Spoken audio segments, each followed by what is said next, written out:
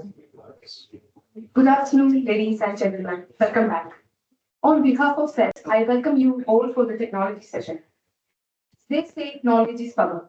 But today, as we gather for this technical knowledge session, let's remember that sharing knowledge is empowerment. This session is designed to be an extension of our collective exploration.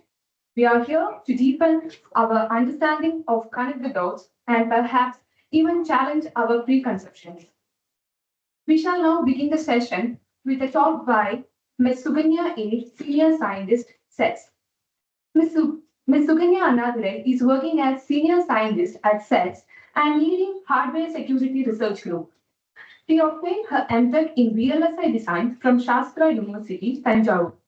In her 20 years of experience at SETS, she has developed core competency in secure and efficient realization of cryptographic modules. Her research interests include side channel analysis, attacks, countermeasures, and design of efficient and secure crypto modules for communication systems, ubiquitous devices, and embedded devices. She played a major role in the establishment of side channel analysis, evaluation laboratory, and hardware testing facility at SET for the evaluation of cryptographic hardware. She has a good number of publications in reputed international conferences to her credit. I kindly request Ms. Suganya ma'am to deliver the talk on hardware security. Thank you, Lakshmi, for the introduction. Good afternoon, one and all present here. So the first talk is on the hardware security challenges and opportunities. So I will be sharing our experience in hardware security and also what are all the opportunities to be looked on the hardware security perspective. So I'll be introducing what is the implementation attacks, then the security evaluation processes that is there in place and the way forward in that, and security of artificial intelligence architectures, because nowadays the artificial intelligence is getting emerged and deployed in many applications. And how do we look the artificial intelligence architecture as secure or not, and what are the evaluation mechanisms present over there. So I'm going to cover these topics. So before getting into that, what is implementation attack? So if we take a cryptanalysis or the attack on the cryptographic algorithm, so we can say the classify into the classical cryptanalysis, which does the uses the mathematical weaknesses of a cryptographic algorithm to attack it. So, for example, linear cryptanalysis, differential cryptanalysis, those kind of which looks into the mathematical property of a cryptographic algorithm and exploit the weaknesses in that. So that's the classical cryptanalysis. And the other cryptanalysis mechanisms are social engineering, brute force attack, and these comes under the other cryptanalysis processes. So and implementation attacks. All these attacks focuses on the retrieving the secret key used by the device. That is the ultimate aim of any cryptanalysis process, to retrieve the secret key or to retrieve the plain text from the ciphertext. So these are all the major objectives of attacks or the cryptanalysis. So in implementation attack, it aims at the implementation weaknesses of cryptographic algorithm. Even the cryptographic algorithms are mathematically secure, we have to look into its implementation. If it is not implemented properly, then it will be vulnerable to such kind of implementation attacks. So the action of the implementation attack is the action of process of observing the physical characteristics of the device when it is operating the cryptographic algorithm, and using those physical characteristics, how do we retrieve the secret information from the device? That is called the implementation attack. This is the new paradigm of the cryptanalysis. So I'm going to tell what are all the classifications in the overall implementation attack. First, we look at into the tampering techniques. So how do we tamper into the device to understand its technical information or the cryptographic information? So it starts from the non-invasive without the destruction of the key, destruction of the devices. We have to just observe its physical characteristics without opening it or without tampering into it. So that is a non-invasive attack, and it is comparatively less complex than the invasive and semi-invasive. And when come to the invasive attack, it requires the direct access to each and every component in the device, and also it has to go deeper, like in a layer by layer on a cryptographic chip. So that is an invasive attack. It requires a high specialized infrastructure as well as the skill set to do it, and it is very complex to do it. Most of the invasive techniques are being used for the reverse engineering purposes, and some attacks are also focusing on reading the memory from the device. So if the keys are stored in a ROM, then it can be scratched and delayered and understand the zeros and ones inside the ROM. So these kind of attacks are highly cost effective. It's not cost effective, cost influence.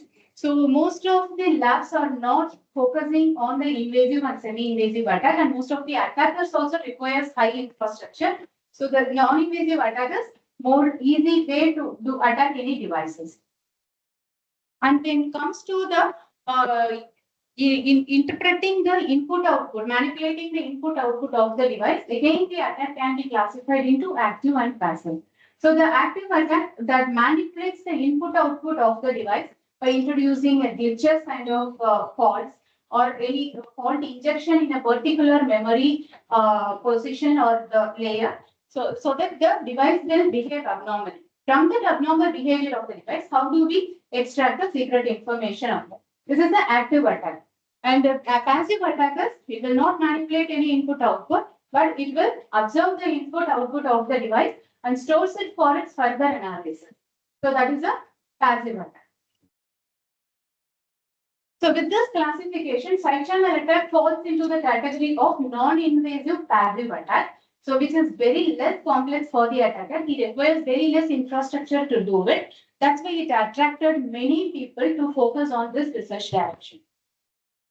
So this is the infrastructure that we have it in our lab. This is the EM analysis table. So when we place a device under the EM probe, it will measure the EM radiation out of it, and using the EM radiation, we will be able to retrieve the secret key that is getting processed inside the device. So all sectional analysis that all the it should be done in the live device. So when it is operating some encryption processes, we will be able to capture its physical characteristics, and we will be able to exploit its implementation weaknesses to retrieve the secret.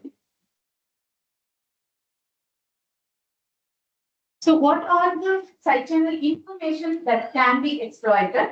So the first is the timing, computation time. So if we take the RSA implementation, so the computation times varies for the different key values and the different key sizes.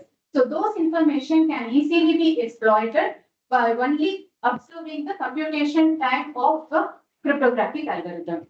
And the power consumption. So the data dependency, the power consumption depends on the data that is getting processed inside the device. For example, if you are storing a value into a memory or a register, all registers are an array of flip-flops. That will be the switching activity that happens when we are storing the data into them. So the switching activity in the flip-flop directly gets reflected in its power consumption. So that is called dynamic power consumption. We will be using those information to get the data that is getting stored in the array of flip-flops. That we usually call it as a registers or accumulators in a microcontroller. And EM radiation. So this is again directly proportional to the power consumption. Wherever the variations in the power consumption, we will be able to see those differences in the EM radiation as well. Almost similar variations, what we could see from the power consumption, we could directly see it in the EM radiation as well. And the temperature, sounds, these are all the possible side channel informations that we will be able to see from any devices, and we will be able to exploit it. So why does it work? As I said, the timing, the computation time, and the power consumption. So I'm going to tell you a small example of the power consumption. This is the RSA square and multiply implementation. So the square and multiply does. So normally the RSA implementation is the processes M, that is the message, exponentiator E. E is the encryption key mod N, right? So if we implement this M power E mod N, the E will be converted into the binary zeros and ones. So whenever the key bit is 0, then that will be only square operation will happen. Whenever the key bit is 1, square and multiply will happen. So this will continue for all the complete keys that for RSA encryption keys. So if we capture the power consumed by those operations, we could clearly see the patterns over it. So wherever the short pattern there, So we could guess the key bit is 0. Wherever the long pattern is there, we could guess the key bit is 1 because it has to do the square first and the multiplication. So square and multiplication takes a somewhat long pattern.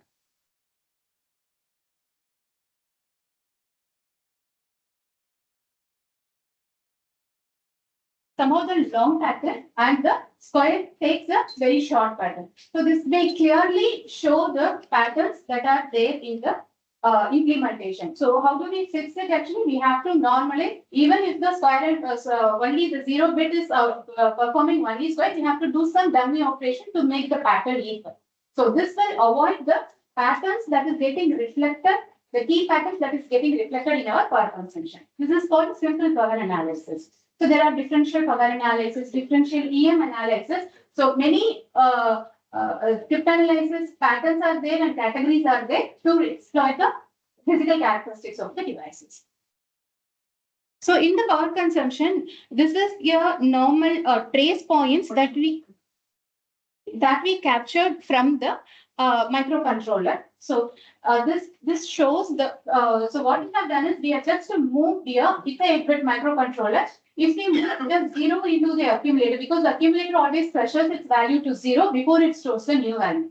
So when the accumulator stores the 0 value, then that will be a constant power consumption, which is lesser than the 4 Hamming weight, that is 0 F value and FF value. So the data that is getting processed inside the device that is getting directly reflected into its power consumption. So these are all the informations that we could easily exploit it to do the side channel analysis. And we have a lab setup to do the timing analysis, electromagnetic analysis, and power analysis. Soon we will be establishing the fault injection as well. So then it comes to security certification of cryptographic modules. So we all know that FIPS 140-2 and with FIPS 140-3 of the NIST standards. And now it has become ISO 19790 standard, which is an international standard on security requirements for cryptographic module. It focuses only on the cryptographic module by setting its boundary. Boundary is the interfaces to the particular module. And this is a well-established standard. But now in FIPS 140-3, that is 19790, the recent publication says that the security level 1 and 2 does not require side channel resistant implementation. But if we go beyond 1 and 2, that is 3 and 4, the cryptographic module should resist side channel attacks. So that is again, there are 11 security requirements. Out of this, we could see this non-invasive security in the 7th point. So this non-invasive security is not resistant to the side channel analysis. So that non-invasive security, again, it is planned in a beautiful manner of ISO 17825. This is a standard for side channel resistance. So this is actually published in 2016. That's a non-invasive attack mitigation test matrix. This has got a specific flow of tests that has to be done to any cryptographic module. Yes, sir. So the previous slide you did some standards. Yes, sir. Is there any lab who can test this? 19790. Yeah. See that Bangalore has FIPS 140-2 and they are in the process of upgrading it to ISO 19790, sir. But there is no accredited lab in India as of now. Right. You are saying that we can comply with that. We have a device we want to get tested. We don't have a lab in India. Okay. Yes, as such, there is no accredited lab by NIST in India. So this flow says that we have to first perform your timing analysis. So this ISO 17825 says first the cryptographic module should get evaluated against the timing analysis, then the simple power analysis, that is SPA, then the differential power analysis. The first 3 tests has to be say whether it is passed or failed. And followed by that, there is a TVLA, test vector leakage assessment. This is again your statistical test that will be performed on a cryptographic implementation of in hardware or in a software. Then NICV, this is the newly included test to the standard. And since we have a setup to do the first 3, and also the fourth one. Fifth one, we are in the process of establishing it. So once we are done it, we are also planning to get into the ISO 17825 compliant or test lab, not accredited. We have some roadmap for accreditation as well. Interest.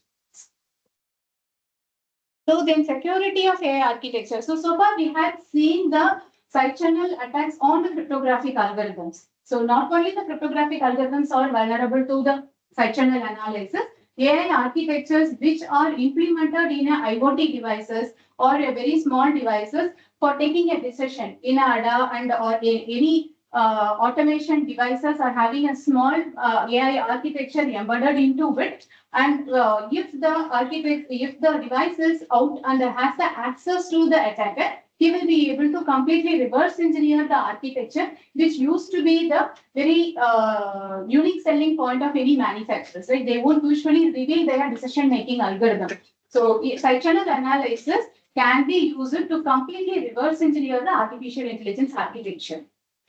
So we are also have initiated the research towards this reverse engineering of AI architectures using side channel analysis. So I had already given the details. Why does security on AI models matter? Yes, it is matter because many of the ubiquitous devices now is having an AI model for taking any decision. So if that is very unique for any company which manufactures it. So if it is revealed, then their total business may be lost. So in that way, the AI architecture security is very important. And also in payment system, in healthcare system, artificial intelligence architecture is very unique and specific to the each devices, and it has to be secure. So this is a fully connected network of AI architecture. So the complete layer can be architecture can be reverse engineered by side channel analysis. So first, if we take a power consumption, when the inputs are given to it, then the device will start processing it and multiplying the input value with the weights. So if that process is going on, the patterns will clearly show how many input layers are there, how many layers are there in the hidden layer, and how many output neurons are there. So the neurons in the input layer will be revealed, and the number of hidden layers and the number of neurons in each hidden layer can also be revealed, and the weights of the neurons also can be revealed using the side channel attack. So yeah, the simple power analysis, yes. So the reverse engineering, the number of neurons and the layers using the simple electromagnetic analysis, that is SEMA. So if we just observe this, each pattern shows the number of neurons and the amplitude of each thing shows the number of layers. So this is one layer of neuron 6 and this is the second layer of neuron 5 and this is the third layer of the neuron 5. So this shows clearly the number of layers and the number of neurons in each layer. And if we observe closely into this, we will be able to see the number of neurons, and also by using the differential power analysis, the weights of each neuron will also be retrieved, because the weight and the input will be multiplied. The multiplication operation, when the multiplication operation is happening inside the device, we will be able to observe it and then reverse engineer the weights of the neurons as well using the statistical analysis. So this again shows the correctness of the weight. So each weight can be corrected, and the activation layer, each activation layer also will be having a pattern that also can be measured and then matched with the already observed pattern. So this shows which activation layer function is being used. So the recovery of full neural network can be done using side channel information. So on the whole, the summary is the side channel attacks can defeat most cryptographic security solutions. So AI can be used to enhance the attack as well. And we are using AI to enhance the assessment methods. So now our research focus is on we have been using and established statistical methods analysis on it.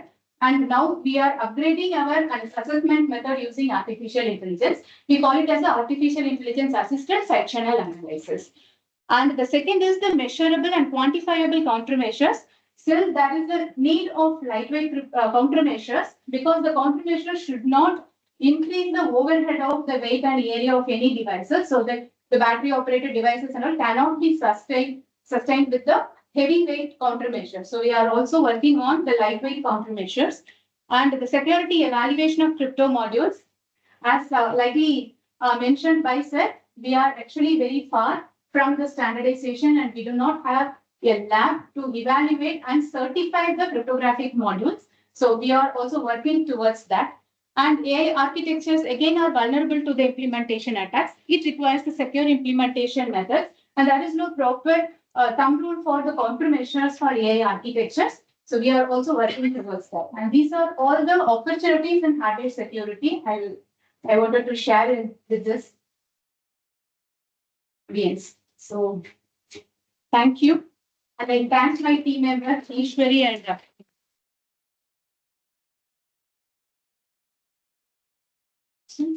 Is there any instance internationally where any appreciable AI network has been reversed engineered to side channel that? So fully connected network, we could do with, sir. So we have implemented some of the models, very small models in our lab, and then we tested it, but not the complex like CNN. And that is not completely reverse engineered so far. So we are working on that. That is beautiful. So far the literature says, but we have not experimentally verified those results. So I can confidently say this fully connected network can be reverse engineered. But the complex network like CNN and all, there are some literatures available, but we have to experimentally verify it. Yeah, this side channel attack using this timing attack, is it a non-invasive attack or semi-invasive or how? Non-invasive, sir. Non-invasive. Because at the end of the day, I have to tamper with that clock. Okay, sir. So that way, how should we classify? Yes, sir, but it observes only the timing attacks can be classified into the cache hit and cache miss. That also, again, it's a time required to access the cache. So in that way, it is non-invasive only. So we don't need to open it. We just have to, for example, AES box, if it is implemented in a lookup table. So if the S box is already accessed, it will be in the cache or cache miss and cache hit. So it operates only in that level. So it doesn't require invasive methods. It requires only non-invasive. Even in non-invasive methods, what is the proximity which is required for side channel? Very close, sir. Very close. Because EM also we have a very near field That's right. probe, so which requires 1 mm, 2 mm distance. So that The proximity, physical access to the device is required. yes, yes, Cryptographic device has, has to be physically accessible. yes, yes, sir. How will we find out if it's a cache hit or a cache miss without actually doing it, without invest? How will we come to know that? It's the timing. Because if the S box is the element is newly accessed, then it will take some time to go to the main memory and fetch it. But if it is already in the cache, the access time will be less. It's a chosen plaintext attack focused on cache hit and cache miss. If cache is sufficiently large, the cache doesn't flush out. So this Xbox can remain in that cache for some time. And some other program is also running, that program also gets executed because the cache is Yes, large. it focuses on the cryptographic algorithm, maybe, because we usually isolate the cryptographic module for evaluation. Okay. So it's an assumption that there is no other operations are It's happening. not in that same, it's in the same process. Yes. Can this side channel analysis be used to crack a PQC solution? That is again a research problem. There are literatures available. We have implemented some of the mathematical component which leaks the information through its power consumption and EM radiation. We have done the implementation on FPGA and still we are experimentally verifying it. And PQCs are vulnerable to side channel analysis attacks. And we are working on it. Yes. Yes. Yeah, same thing, continuation of same thing. Yes, sir. Suppose I buy a commercially available digital signature, which has got the private key built into that, which is written Okay. by the CA, Okay. certificate authority. Hmm. If that key is given to you, you'll be able to read the private key.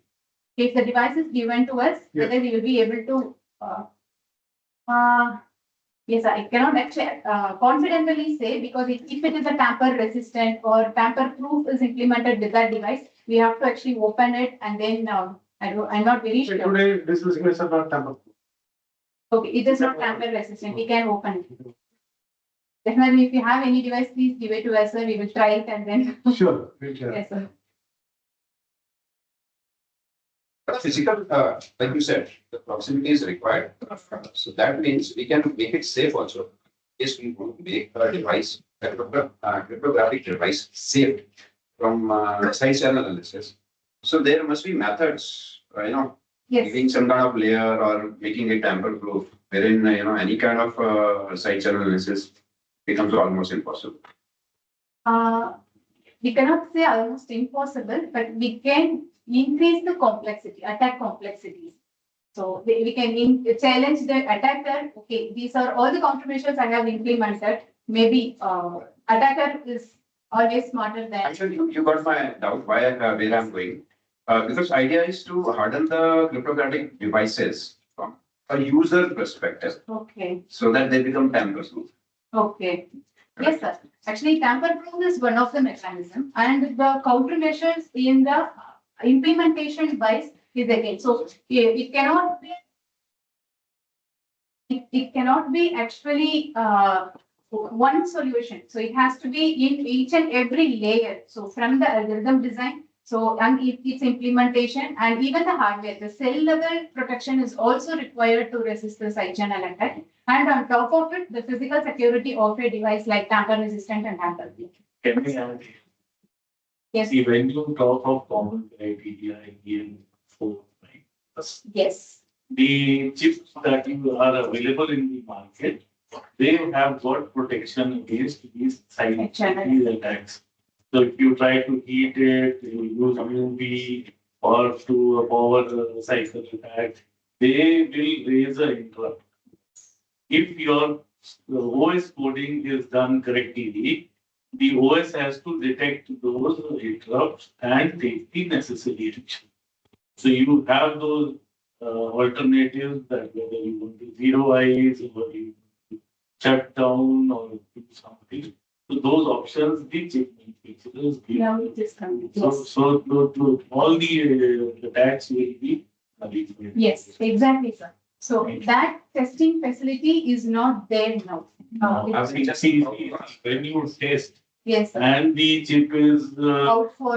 chip is yes. secure, has the security feature, and the OS developer has used that security feature, Yes. then the content will get zero eyes, you will not get it. Yes. Similar, I have another question. See, but this is invasive, non-invasive, right? So I'm going to see electromagnetic emitter from the device. How does the device know that I'm trying to tamper it? Yes, sir. Suppose if we put an electromagnetic shield on top of it, then EM probe may not be then I will possible. not If get it that. is not there, then we can actually do the EM attack. How does the chip know that I'm trying to include? There is no electrical connectivity at all. There is no. Not be connectivity at all. Okay, the chip is not operated at all. The chip is operating, it is emitting electromagnetic, but through which you are trying to understand the action and that. Okay. How does the chip know that somebody is trying to read the information so far? Okay, as long as When you- if we are not disturbing, sir. You slow the clock, make it faster, change the. No, EM will not actually the fault, it's not active, sir. Correct. So EM is actually a passive. The chip will not know that, but the EM access to that because we have to place the probe very near to the chip which is processing. Okay. So we may have to open the device. In that case, the tamper proof and tamper resistance That's will the disturb. It's available, but it is Yes. that is not there. How does the chip know that? What are the security features that today's IC has got? How to know that we are trying to, infer our. Yes. Unless if you touch it and do a physical invasive Physical. thing, then only it will detect. Ah. You have to put, see, attacks are heat attack. You raise the temperature, then try to get you push something into so you get number of times you reset and some part of the key comes out of chip in the random talent. So those are the attacks. Then the power cycle attack is there. UV attack is there, but it should be open. Yes, sir. It should be opened. So the chip comes to know because that protective mechanism. But in case we are not touching any of these and just seeing That is the not my electromagnetic, perhaps it is. Yes. Thank you, thank you.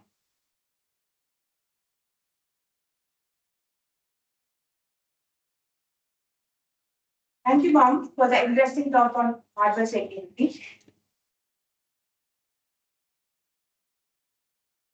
We shall now have the next talk by Dr. M. Prem Lakshman sir, senior scientist, SETS. Dr. Prem Lakshman sir is working as a senior scientist and cryptologist and lead at Cryptology and Computing Research Group at SETS, and he has completed his PhD in mathematics from Indian Statistical Institute, and his interests include cryptanalysis of public key system, cloud computing security, and aspects of post-quantum cryptography. And he is also interested in addressing security and privacy issue in machine learning systems. May I request Prem Lakshman sir to deliver the talk on cryptology and computing. Afternoon and welcome. Thank you to SETS for this opportunity. And so what I will try to do is that I will talk about post-quantum crypto and kind of say what we are doing in our crypto group in this area, as well as something in hardware security. So what happens is like this post-quantum crypto is now becoming so famous that almost all of us are doing using it. So even in the network security, people are doing post-quantum VPN, for example. So it's there. So with those words, like I'll just start with the context. We know that the goals of crypto are mainly authentication, where we highlight this this kind of scenario better than the other one, where Alice is trying to prove to Bob that she is Alice, right? But the adversary, meaning who is sitting in the middle, he can say that no, I'm Alice, okay? And other one is confidentiality. So Alice wants to tell a secret to Bob, and the adversary can listen to it, modify it, etc., so that Alice is not able to convey what she's trying to convey to. So authentication and confidentiality, these are the two major kind of problems in crypto, which are addressed by various primitives and algorithms. I'll just come to that thing later. It's a very basic thing to immediately see that if you have a symmetric key crypto system, in the Alice and Bob, they share a common key K, then the adversary cannot do much except for maybe just to hijack the entire communication. Alice encrypts the message M with K and sends C to Bob, and Bob uses the same key to decrypt it and get back K, right? So this can be achieved using various ways. You can use some of the stream ciphers or block cipher in encryption mode. So all these things can give you this kind of a thing, provided both of these parties, this is peer-to-peer, so both these peers have the same common key K. So this is the major problem which cryptography addresses, and this is one of the major reasons why public key encryption was kind of invented, where both these people don't have the same key. And what happens is, this is not exactly how it is used, but we can in some sense think that Alice wants to send a message M to Bob, and there's this notion of what is called public key kind of cryptography, where Bob has his secret key and a corresponding public key, meaning Alice can use Bob's public key to encrypt and send the message, the ciphertext, and Bob uses his secret key to decrypt it. Here there are two keys. Alice does not use any of her keys. There are no keys per se for Alice now. Only she has the message. She uses Bob's public key, and Bob decrypts with the secret. So this is the notion of this symmetric key, public key encryption. So how it is actually used is that before any kind of a cryptographic session is taking place, Alice will use this public key kind of a system to communicate a key, and that key is used for subsequent encryption or authentication of it. So it's a hybrid kind of a scenario. Now, the day-to-day kind of a thing which we see in TLS, etc., is based on what is called as RSA, reverse Shamir Adelman, and the security of this RSA is depending on the so-called factoring, namely the public key is, meaning apart from this n equal to p times q, there are some other things. But the secret key is this PN key. So how the public key secret key setup is, say for example, Bob chooses two primes P and Q, and they are say 1024 bits, for example. So that N becomes a 2048-bit modulus. That together with some other number becomes this public key. This is how the RSA proceeds. But let us just not focus on the crypto system per se, but the security of RSA depends on this so-called problem called factoring, where given N, it is hard to find P and Q. So given this RSA modulus, it's hard to find P and Q. So this is what is actually protecting any internet communication today. And nobody knows exactly where this problem is lying. The best one can do is what is called number field sieve, which is giving you a sub-exponential kind of an algorithm for solving this. So we don't know that it is polytime solvable. We don't have a fundamental algorithm. We have a number field sieve, which can factor small numbers. And the applications of PK, public key cryptography are numerous, meaning it's used in protocols, it's used in CA kind of infrastructure. You can have secure browsers running on this. We can build devices. We can talk about processor level, mobile phone level, router level security. All of them depend on this public key systems. So now what happens in the presence of a quantum adversary? So if you have the same kind of a public key encryption system, like for example, this RSA, where Bob is deriving this PK and SK using RSA kind of a crypto system, and Alice is using this for sending this message M, then what happens is, like I said, this security is dependent on the factoring algorithm, factoring hardness, which is classically hard, but in the presence of a quantum adversary, it becomes easy. So that is where the main problem begins, where there is something called the Shor algorithm, which given this n equal to PQ can give you the P and Q in polynomial. So the factoring becomes easy in the presence of a quantum adversary. That is the option. So if you look at the cryptographic schemes which are actually used in any of this day-to-day protocols like TLS, for example, if you look at the symmetric key and the public key side, if you have block ciphers, stream ciphers, the target is find the encryption key. And if you want to kind of target the hash functions, find the pre-image, second pre-image collision, these are the kind of cryptanalytic tasks which are associated with these primitives. And on the public key side, if you have encryption based on RSA or ECDSA, find the factor of this RSA modulus, that is the cryptanalytic task. Even the DSA, find the discrete log, is the cryptanalytic task. So both these public key building blocks are the pillars of public key become broken with quantum adversary. So the same algorithm in the Shor can break both factoring and discrete log problems.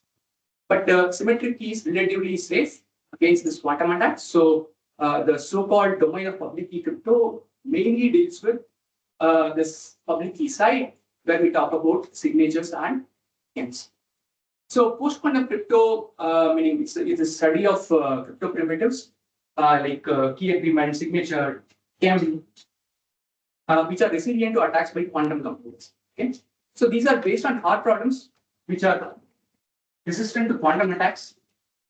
As of now, there is no published quantum polytime speed up giving quantum algorithm for any of these problems. So you kind of heuristically say that these are likely to be secure even in the presence of a quantum adversary in the future. So these are built on such kind of problems. So these do not use any quantum principles. They run on classical machines. They run using classical networks, etc., etc. The assumption is that the adversary has a quantum. So the challenge is to build new crypto systems which are having this extra kind of a security layer, and we need to model the quantum adversary. We need to define security according to that, and then give proof for your security in that. So that is the challenge of this. So now, like I said, we have a channel which is noisy in the sense that there is an adversary who can listen to this channel. So how do you safeguard? How does one safeguard his communication against such an adversary. So there are two approaches which we will talk about. One is this QKD, which is the quantum key distribution. So like I said, there is this key problem where Alice and Bob, they are not known to each other, so they don't have any common key material. So they use QKD to arrive at that common key, and after that it is pure symmetric key.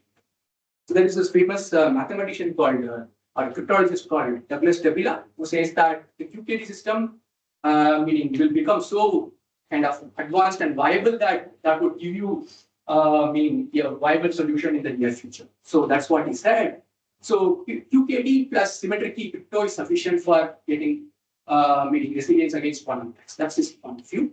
The other point of view is like I don't want to invest any money in the quantum device per se. I mean, I'm not telling my point of view. The people say that I don't want to invest money in any quantum devices, but still I want to continue to use the same old servers, desktop machines, etc., etc. How do I get resilience against quantum attacks? So this is the meaning kind of approach which some of the countries are following. So this is what is called post-quantum crypto.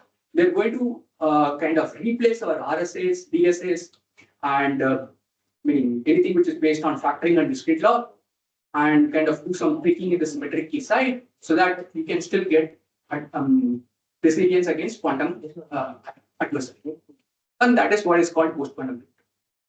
So many of us are aware that there is something called the NIST competition, where the proposals were called for in two primitives, namely signatures and CHEM. So there were various security requirements. So in the signature side, they said that it should be UFCMA against 2 to the power 64 signature queries.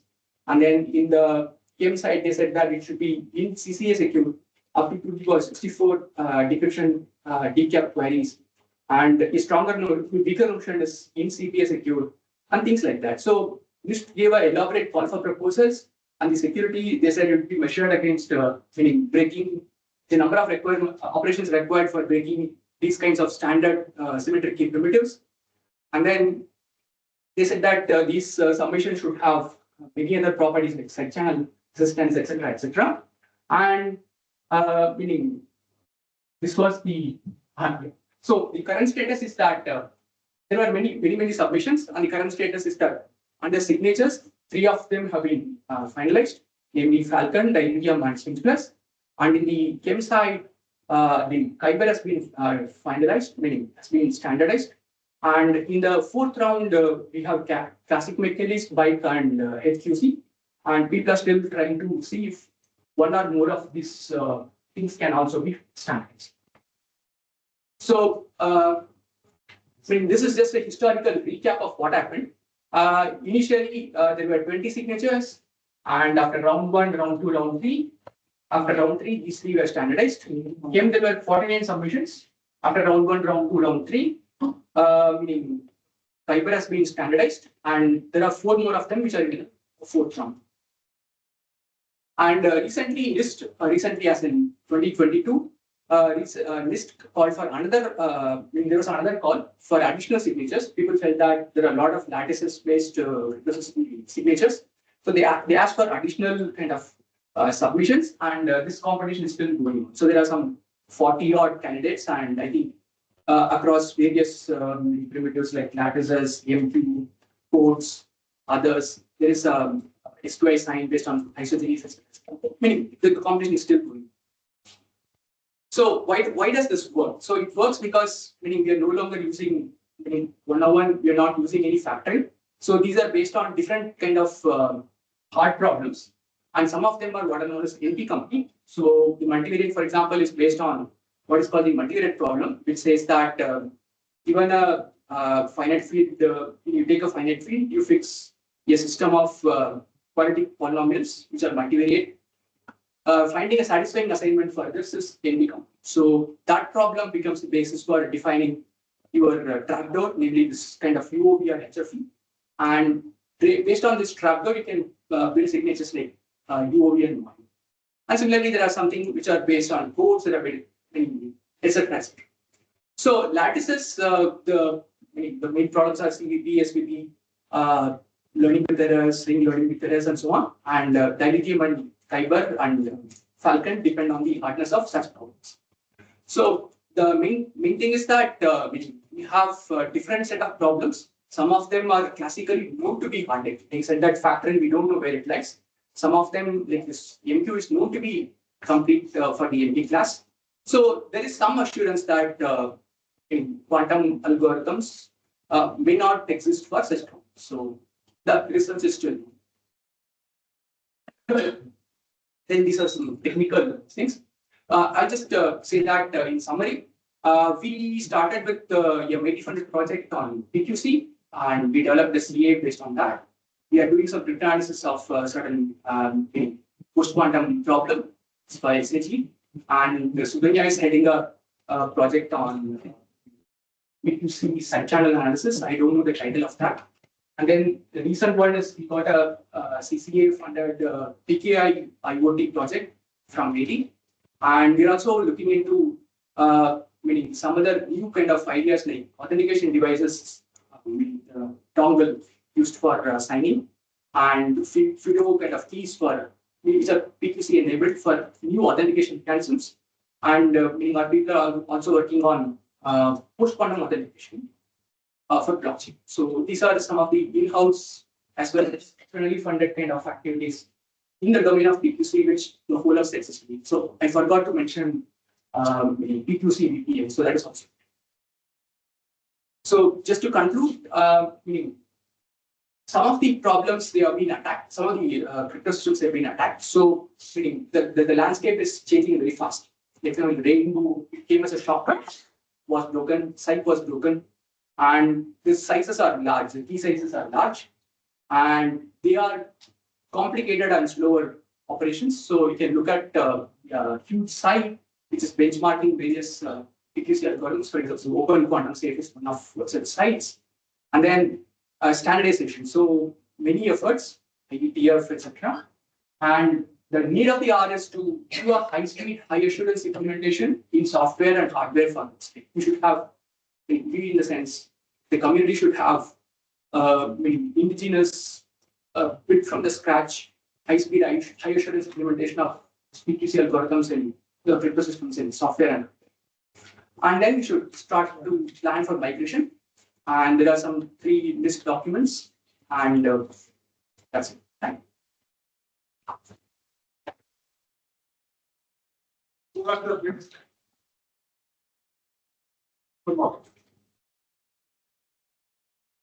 Previous. Okay. This you are talking about the last but one authentication devices like Global and FIDO. Could you explain what actually is the? Yeah. So we are actually having a interest in kind of this is purely at a R&D level, sir. So what we did was we took some standard ARM Cortex boards, ARM Cortex M4, various variants, and then we are trying to implement and benchmark these algorithms, these crypto systems on them. So that is what we are doing, and some of this work have been submitted to various places. It's purely at R&D. So because we see that these dongles are, I wouldn't say they resemble, but I think we should start. We thought that we should start by looking at the ARM Cortex platform because that's what this is also recommending. But benchmark on those. So that's what we're. There are commercially available FIDO 2, FIDO 3 L2 devices are also available commercially, I believe. Okay, sir. Yeah. So this is very recently new, and we can talk about this. Okay. So we are trying to have a FIDO device which is PQC enabled. So it is at a purely lab experimentation level. We are trying to do. Fine.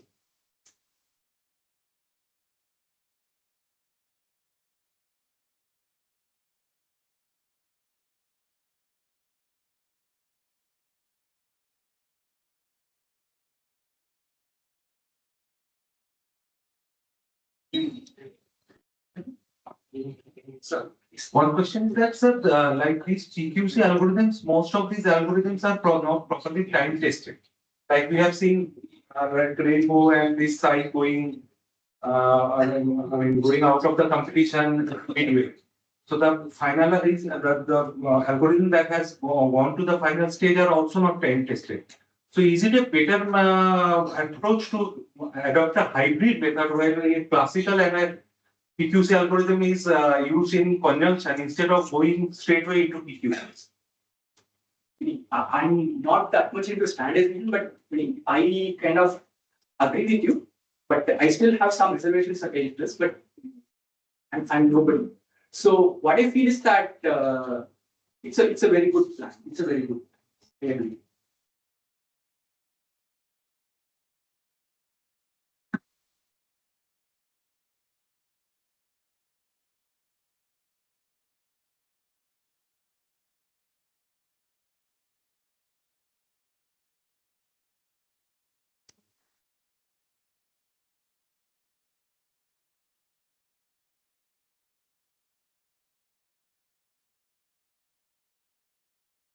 Thank you, sir. Thank you for an interesting speech on cryptology and computing. Next talk will be delivered by Dr. Nadarajan, sir, scientist at Chennai. Dr. Nadarajan Venkatachalam, currently scientist at STETS, leading quantum security research group. He has worked in the cybersecurity area for nearly 14 years. Prior to joining STETS, Nadarajan was postdoctoral research fellow at Quantum Engineering Technology, University of Bristol, England. He received MSc and PhD from Anna University, Chennai, and undergraduate degree from Bharathiar University, Coimbatore. His research interests in quantum cryptology and experimental quantum key distribution systems. He has over 20 research publications and 4 patents to his name. May I now request Dr. Nadarajan sir to deliver the talk on quantum security.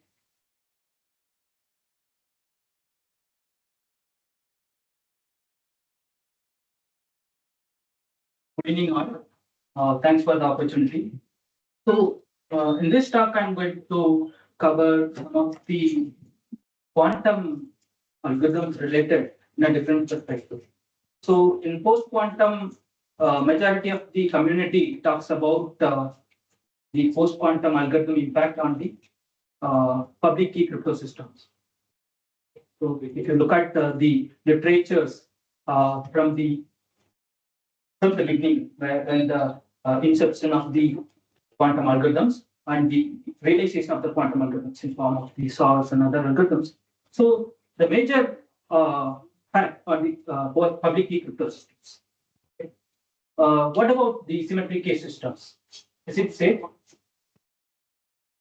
Unless NIST or Western country says whether it is vulnerable or not, so we don't bother because we follow some ways. So what about the symmetric key systems are safe for as a quantum adversary or any adversary? Why you name it call it a quantum? Can be any kind of adversary. So the motivation of the talk is it's not my idea. I follow some of this. One guy is called Mark Kaplan. So he was the pioneer of analyzing the symmetric crypto systems against the quantum adversaries. And one more paper, which was Christiane Menzies in Eurocrypt in 2022. So the talk is maybe scheduled for 20 minutes. It is an extract of these 2 papers. So the security of symmetric crypto systems against the quantum. So starts with the interesting paper in Crypto 2016, Mark Kaplan, breaking symmetric crypto systems using quantum period finding. And this is actually enhancing the quantum algorithms in terms of the acceleration in a classical symmetric crypto systems. How do we accelerate the computing power? And so I just want to put a question is that it is a theoretical study. It's a theoretical study, but it's a valid study where we should think about how these symmetric key systems are. Because I see now the calls for proposals are coming. We need to go for quantum encryption as well. There may be people thought about the symmetric key systems also may be vulnerable in the future. Another paper is post-quantum security of it's an interesting cipher. It's a very simple cipher. So how do we break that using the quantum? So these are the 2 papers I'm going to discuss. Before that, there are 2 motivation questions. One, to go and visit the D-Wave site. The D-Wave is a quantum computer manufacturer. So they have systems, cloud systems available, and they are the one that kind of the IBM other systems. So they started long back. So in that site, they mentioned there are papers talking about how do we secure against the quantum and the powerful of quantum computers. How fast the quantum is. Another question is another side, NSA is targeting that no, still the post quantum systems are valid. It can stand for any kind of quantum systems. Okay, let's do that. Okay, so here there are two analogies. One is the post quantum attacks, and other is beyond post quantum. So when I say post quantum, as Premchand nicely explained, what are the public key systems and what are the impacts? One is the factorization and the discrete log problems. There are literatures that can easily say that it can be played. And what about the symmetry key? So one is the factorization algorithm is famous in quantum. Another one is the searching and finding. The searching is a very it's a computationally intensive problems. We do searching and parallelizing many things, but the quantum also attempt to solve this searching and factorization problem. So I just put a searching inference. The searching inference has a meaning, right? When you say searching, you give a random set of strings. You try to find out some similar. You just break it as a 2 bits or 3 bits, or try to find out the relation. It can be any relation, just a pattern matching. So that's so how do we do the pattern matching is the searching and finding. And then based on the pattern matching, you can easily identify the factors. And the symmetric systems, as I said, in the beyond post quantum.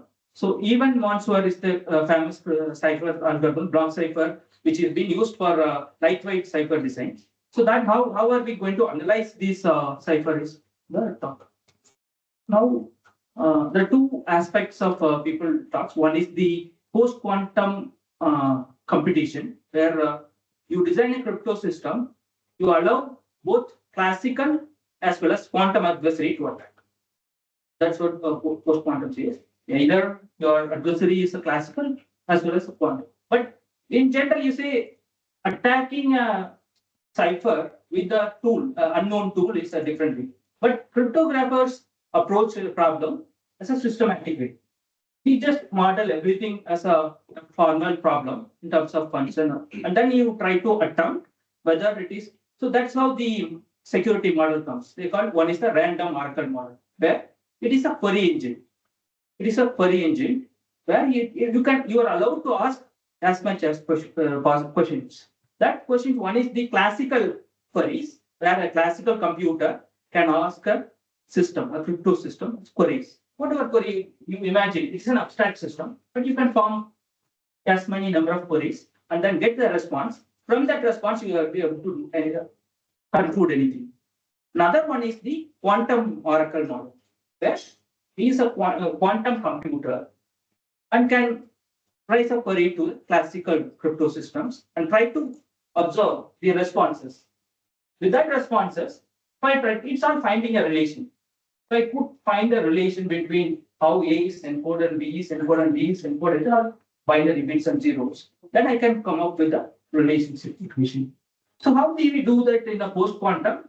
Is classical only attacks where the classical primitives, only classical computers can attack and get the responses. Where another one is post quantum, where you allow quantum access and then get the response. Where now the people are talking about hybrid, where the classical as well as quantum computers can attack the systems. So we'll see the simple example how the system works. This is a simple cipher where it is a P is a permutation, where it is you just see it goes from this space to here, and it is a permutation function where you see the. Okay. So you just take any message, it's a binary sequence, and then you apply key, and it's a very simple permutation encryption. So this is a simple construction of even Monsoor, which is a very lightweight cipher where one can construct simple that elephant or cast key kind of encryptors. It's the basic of the block cipher. So where one can use only key and the message and the simple permutation function, where the domain and codomain you see, it's same, right? And then you apply key also in the same, you'll get some cipher. It's a permutation function. You know, the permutation is what? Just juggling the numbers and you will get an inverse permutation. So it's a very simple cipher. Now there was an interesting security for this is, so if you are a classical adversary, you need to make the queries, right? So queries is, so you may ask queries like how many bits you have, how many repeaters, you know, whatever you query. So the number of queries you need to make this adversary is QE. The QE means the number of queries that you need to make for the encryptor EK, and the number of queries make for the permutation function. So totally you need this number of queries. So you can imagine this is some big number, this big number, so that it is an exponential, right? So it is very hard for a classical adversary can make queries in a given time to break this encryptor, right?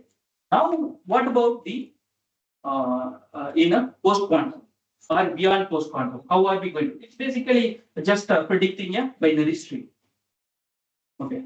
The first one is just an example. Here there is a binary string X going into the XOR with a key, and this is a permutation function. Just permutate and then apply again key, you'll get an encryptor. Now, how many queries should I form to get the actual string or key, right? Now, there is a simple mathematics where number of queries you need to make it to the encryptor, so D, an encryptor permutation function, because you need to make what type of permutation is that queries, and block size. So if you look at the size is, it should be greater than 2 power n, because the binary string, it's n length, D times T is to be sufficiently larger, so that you cannot break. But in the quantum computer, how are we going to do? So other one is the same thing. There was a paper in 2012 where one can make odd before enough queries, because 2 to the power of n. In a classical computer, it needs to make at least 2 to the power of n. But here, if you see, using quantum attack, you can only make order of n queries in order to find out the encryptor as well as the permutation function. Let's see how this is being constructed. So this algorithm is called Simon's algorithm in quantum. So there are source factorization, you see. Here the algorithm is called Simon's problem, where the Simon designed these algorithms to find, this is called quantum period finding. In a binary string, you just try to attempt to find a period finding. So it's a very simple to understand, where one can see it's basically a codomain and the domain interface from domain to codomain. It's a binary string, and there is a relation being designed. One is the f of x equal to f of y, where for only x and y are. Then he is finding a s, right? He is finding a s, which is a secret hidden relation.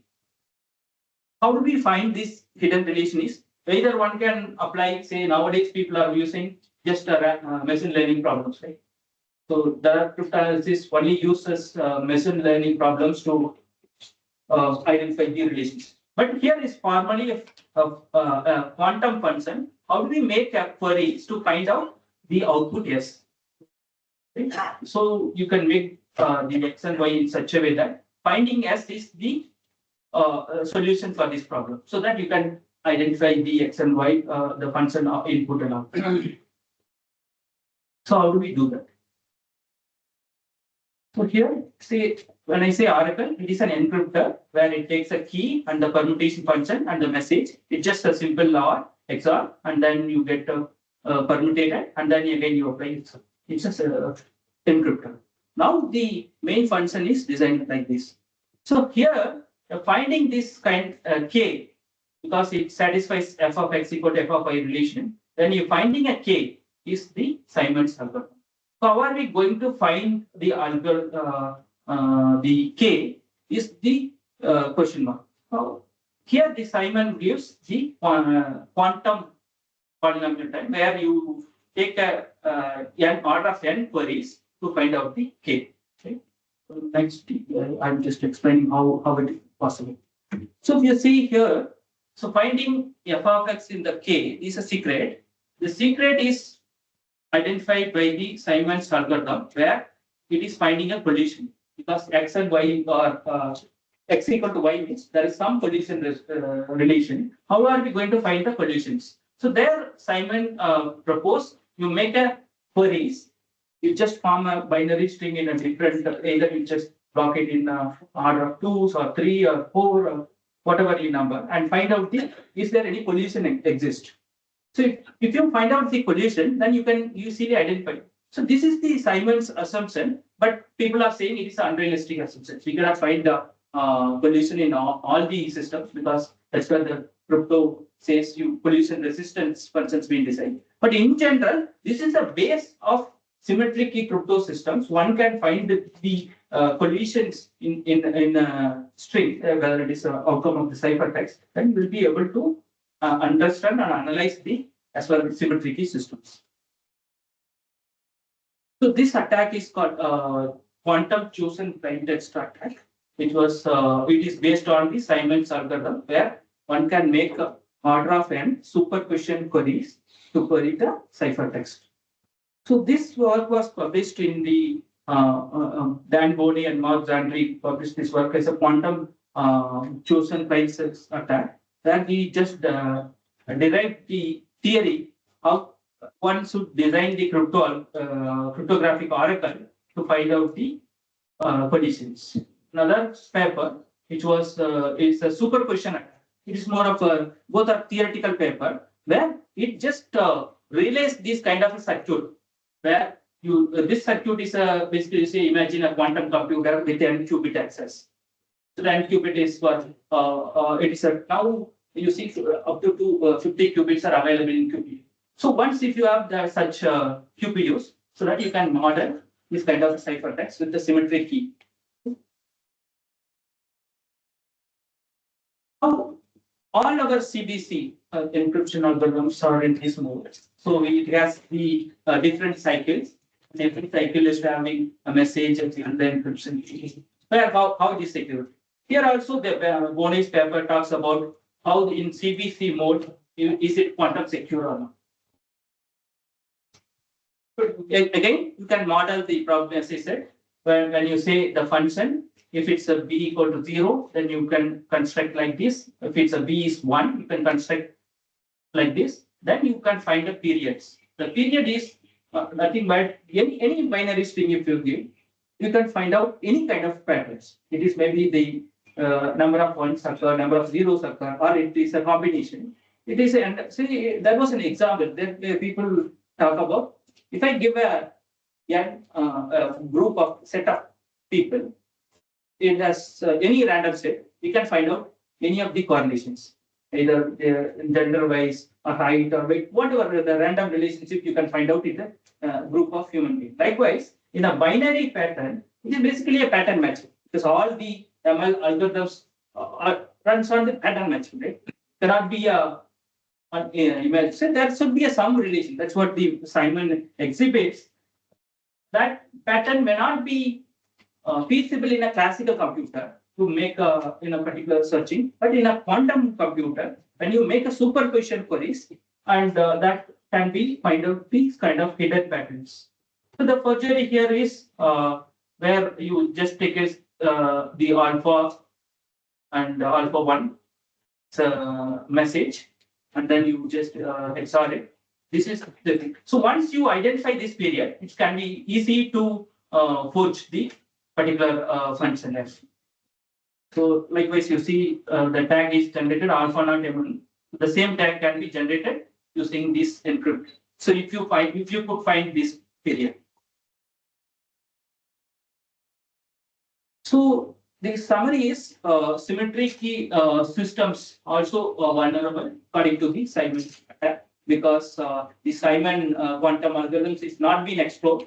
Very few papers which talks about the quantum period finding. And the practical advantage, as I said, it is not only a public key system, even a quantum computers is threat for symmetry key systems as well. But in reality, it is not feasible because the pattern finding is an unrealistic one in current classical system. But it is to be more constructions if it comes. It is possible that symmetry key systems also vulnerable according to quantum theory.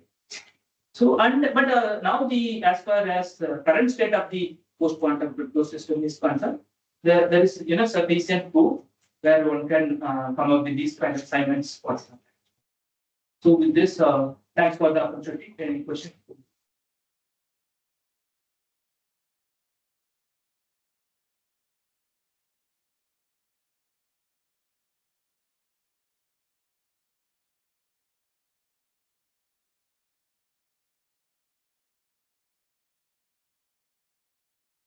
Yes.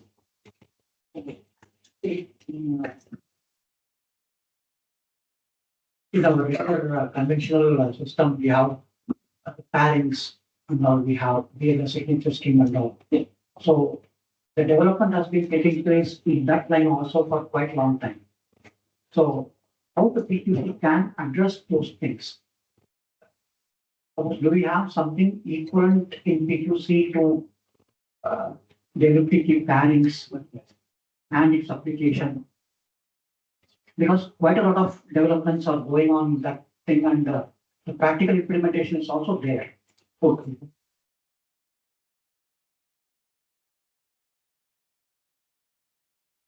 Equivalent of elliptic, For example, the BLS signature.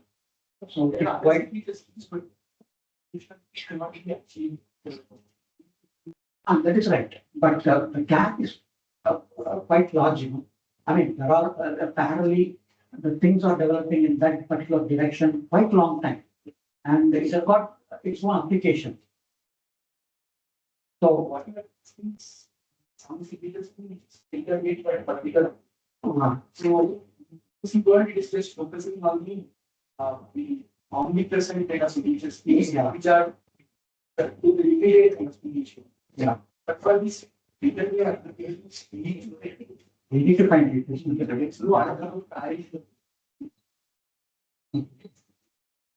You can design a system, but it depends on your applications. That maybe I'm not sure about in a crypto by design whether we can solve the problem, or is the business need where you can tweak the crypto system according to your. Currently, there is no having these systems in, and it's evolving.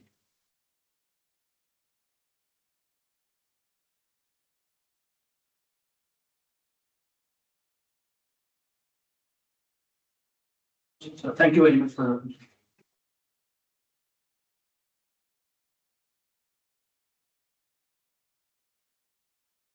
Thank you, sir. Thank you for an interesting talk. Ladies and gentlemen, we will have a short break for 10 minutes. We will join back by 4:15.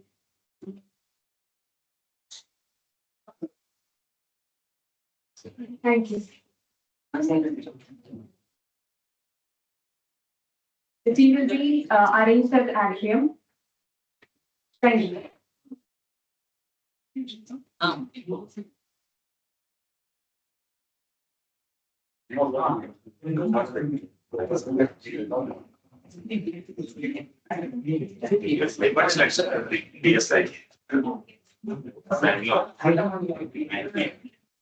Some private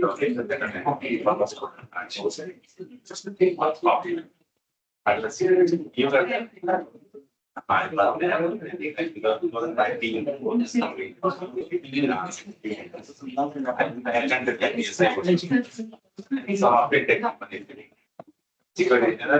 security workshop, I think one of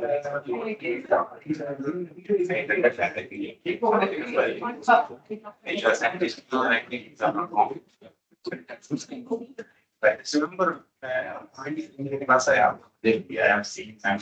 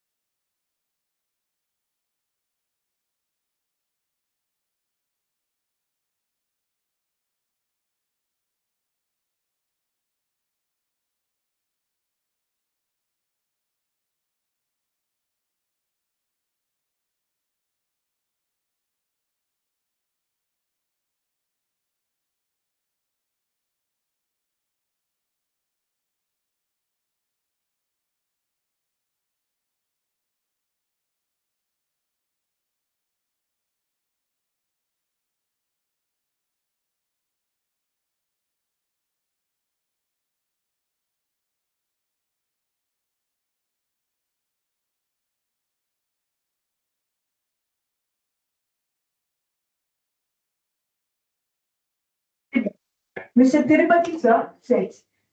Mr. Tirupati sir is a scientist at SETS and a leading network security research group. He holds a master degree in cybersecurity and possesses 12 years of experience in developing network security products and delivering cybersecurity solutions to end users.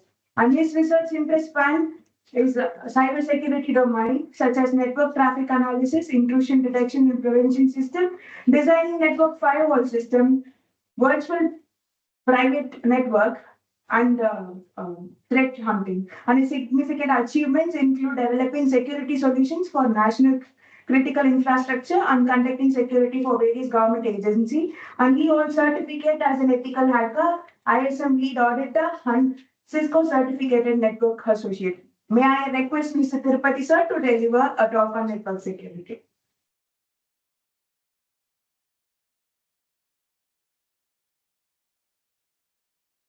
A very good evening. I think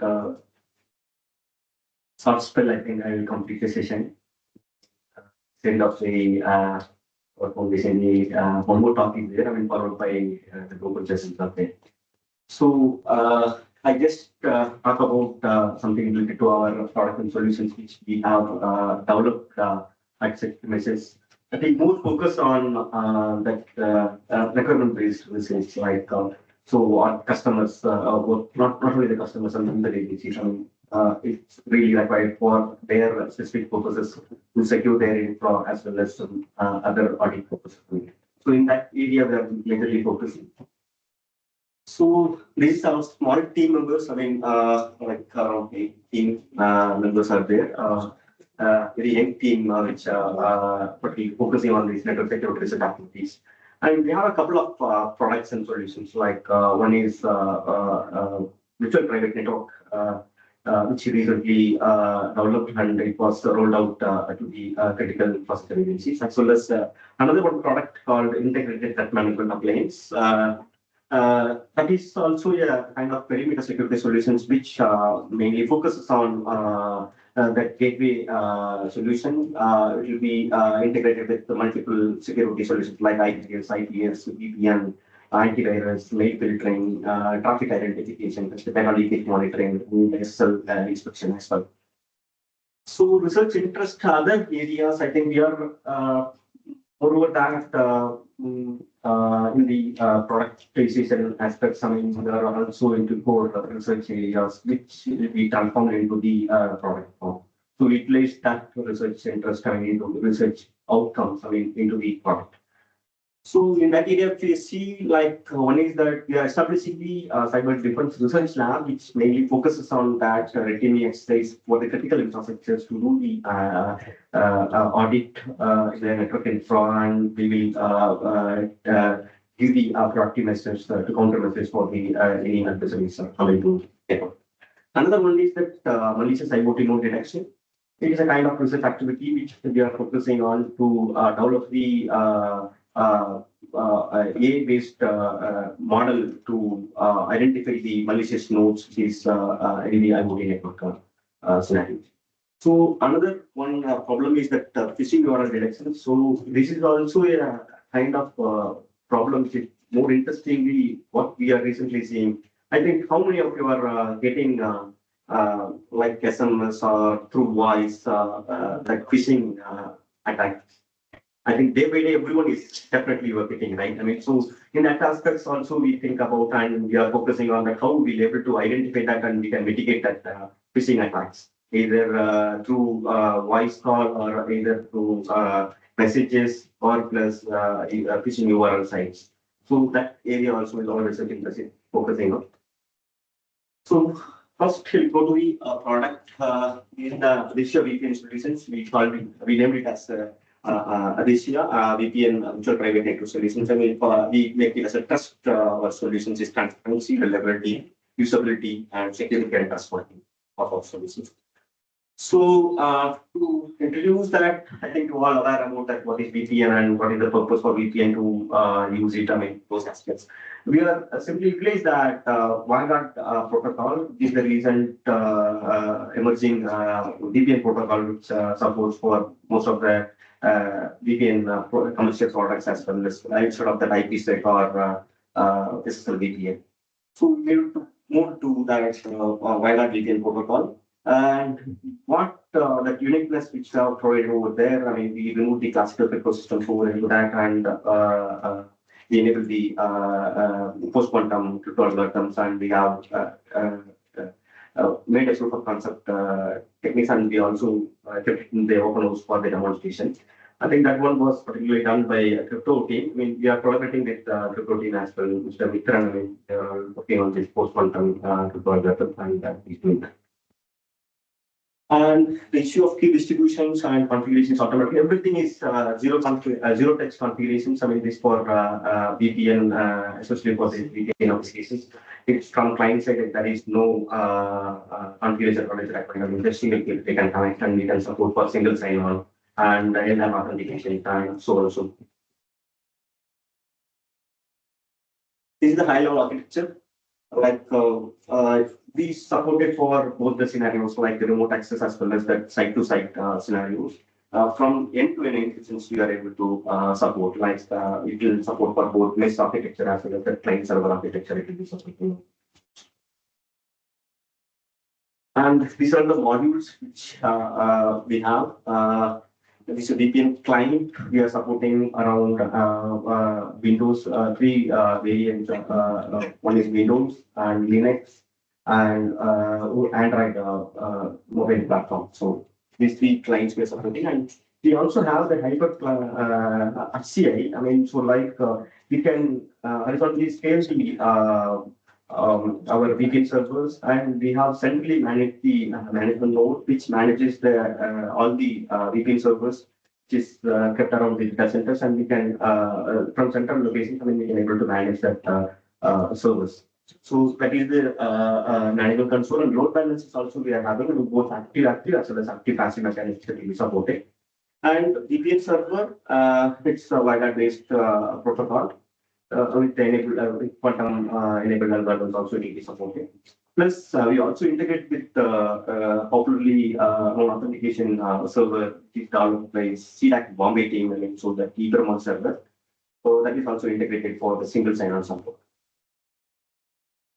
So this is the deployment architecture. What our VPN solutions decides. It's based on the requirement we can go for that. These are the list of features which we are having in this Azure VPN solutions, like we provide that strong encryption security, so that WireGuard protocol for secure communications and solid crypto modules, resistant for this PFS and avoid the KCI and read attack protections and loss resistance. And this quantum resistant VPN support also enabled over this Azure VPN solution. And remote access as well as site-to-site support and platform compatibility, Windows, Android, and Linux support. And we have the management console, which will be able to control all the users from the single point of place, and we can remove the users and add it, and we can locate the users who are doing what kind of bandwidth is accessing, and we can limit the bandwidth as well from that dashboard. And support for LDAP and Ethermon authentication module, and log management support. So, one important thing, like we can collect over the logs of each client and as well as the server, and we can push to the same server for the further analysis of the particular users, how they are behaving. So that functionality also we are providing. And this supports horizontal scaling of the VPN servers. I mean, we can add a number of VPN servers. I think I mean, zero time failure, like if only one of the servers goes down, it automatically connects with other server within a couple of seconds. So we scaled that VPN servers in n numbers. Suppose if the requirement is 4,000 users, I mean, we have one VPN template, we create it in the VM, and we want to spawn it more. I mean, we can easily add the number of servers, and we can connect it. I mean, we have wrote the routing architecture over there to connect each clients between the through the server with multiple servers are scaled up. The main important thing is this QVPN and the quantum resistant VPN, because you all aware of that nowadays that most of the talk is going on that if one's quantum computer comes, I mean, our classical crypto systems will be breakable. So in that case, I mean, this is the most of the commercially available VPN solutions are all classical crypto systems. You know that either IPsec or as well as that open as a SSL VPN. So why not also use the classical crypto channels like Chacha20 for encryption and Polygon 305 for authentication and Curve 2519 for the key exchange mechanism. So here we replace that key exchange module that ECTX are meant to with that post quantum algorithm, that Kyber algorithm. So with that we enable the post quantum VPN support over there.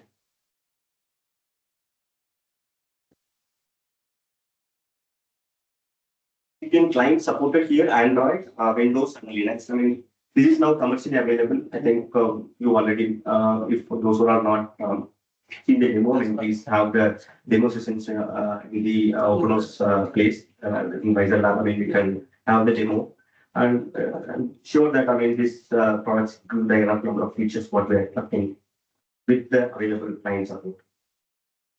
And we will that's how the client looks like. And we recently also have the functionality of that browser-based VPN also enabled over there. So we have enabled that browser-based VPN with the client to the server, and we can connect to the internal applications activity. And single sign-on support. And this is sample screenshots which we will be able to show the each peer representations how what IP address they are connected and whether that peer is online or offline. I mean, those information we are having. And like this, the high availability functions. I represent here only a few functionalities. I mean, it is there in that demonstrations we'll be able to show that each and every functionality is what it is there. So here that each node, we can add the number of nodes, VPN nodes, like server 1, server 2, server 3, server n. And we can connect the thousands and lakhs of users in the architecture support. Our architecture will be support for them. So that's it for the VPN solution. And that another one product solution is that integrated threat management appliance, which is integrated with security solutions. It's a strong requirement from actually the original plan is for that to develop the security solutions for the NKN nodes wherever the NKN activity is there. I mean, we can place this firewall as a perimeter security solution or gateway security solutions at the edge level, gateway level. So we have multiple functionalities over there, like integrated management plane. I think you all aware about that, firewall solutions like Palo Alto, Checkpoint, Wall, or FortiGate, and so on. So firewall solutions are available. So here we are mostly using the open source modules like for IDS we are using that Suricata and Snort architectures as well as that for antivirus, and we are using the Plum AV antivirus engine. It supports actually we have enabled that third-party signatures also into this. I mean, we can incorporate the third-party signatures into the planetary engine that also needs to be supported. So these are the list of features like each and every module is a firewall module and IPS module, the proxy security, VPN, and DNS security, antivirus, application identification, application identification, email security. It's mostly concentrated on the outbound emails and SSL inspection and so on. So other management functionalities which is there. So it's a firewall module.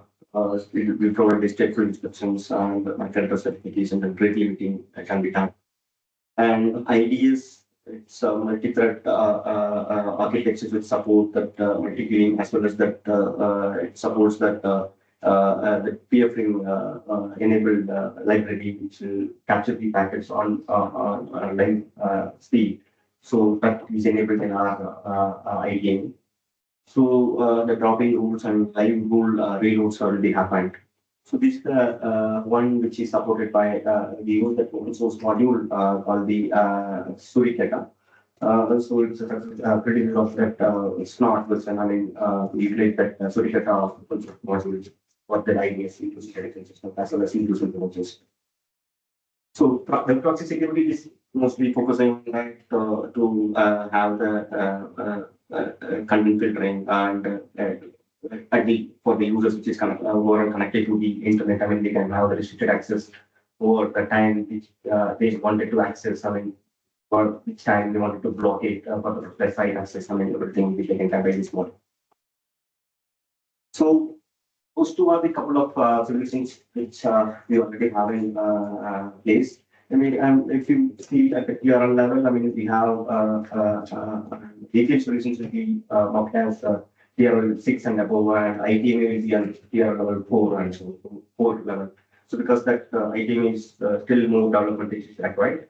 For VPN solutions, we are readily have the solutions in place and we can deploy it in any kind of architectures you are given based on the requirement. We can do that. So another one is this cyber defense research lab.